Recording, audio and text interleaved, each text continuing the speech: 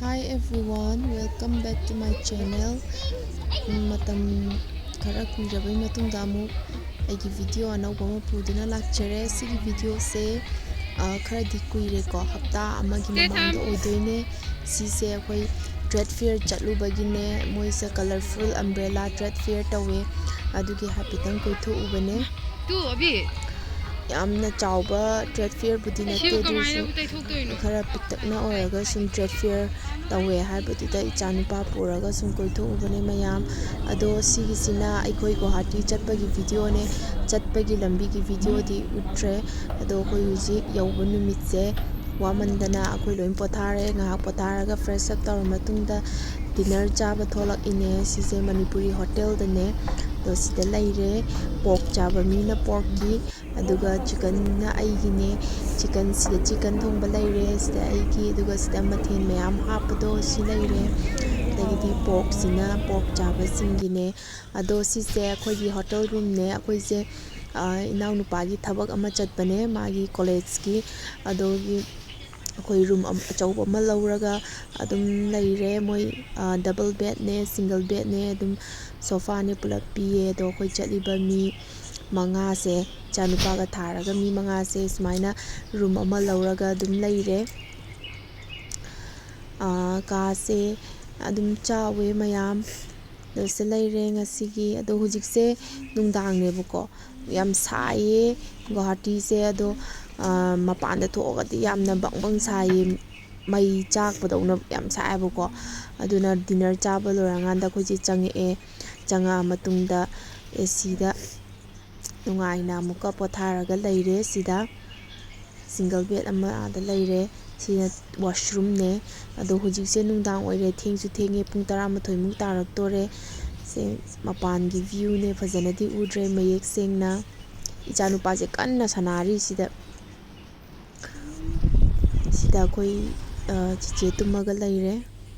sisina mathangi nonganbagine naunupagi university da amu magi kai loisandaba khara lairi adugi chatluge tawbane loisanba loire sida iru jamaitha loiraga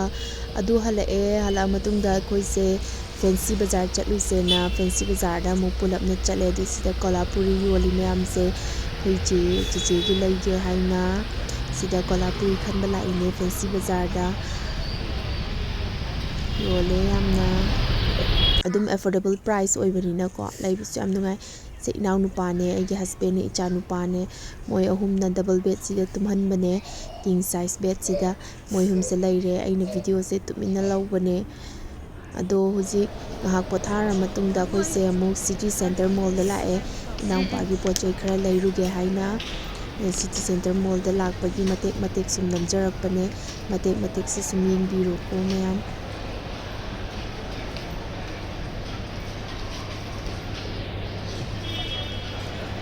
mamang chatpadasu city center mall ge kaje loina budi change aduda inaw nupa koi langanda mu changbani mamang su icha nupa se si yam nungai na sanarakpane handak chapadasu amu sanara icha nupa se angangi nako do goi sita laire do sanaba loire pochai loida loire nganda KFC mu chare se na KFC laure pizza se order tawbane do pizza do simba loidra na KFC se hana smana lawa chare pizza la mayam chicken cheesy pizza order tawbane adu lae do sita laire